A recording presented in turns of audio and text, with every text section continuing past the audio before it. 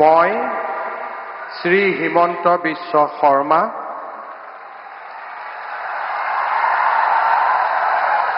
ঈশ্বৰৰ নামত শপত লওঁ যে বিধিৰ দ্বাৰা স্থাপিত ভাৰতৰ সংবিধানৰ প্ৰতি মই প্ৰকৃত বিশ্বাস আৰু আনুগত্য পোষণ কৰিম।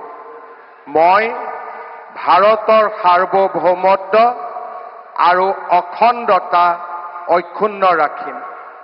মই অসমৰ মুখ্যমন্ত্ৰী হিচাপে মোৰ কৰ্তব্য বিশ্বস্ততাৰে আৰু শুদ্ধ অন্তঃকৰণেৰে সম্পাদন কৰিম আৰু মই ভয় বা পক্ষপাত, অনুৰাগ বা বিদ্বেষ নোহোৱাকৈ সংবিধান আৰু আইন অনুসাৰে সকলো শ্ৰেণীৰ লোকৰ প্ৰতি ন্যায় আচৰণ কৰিম।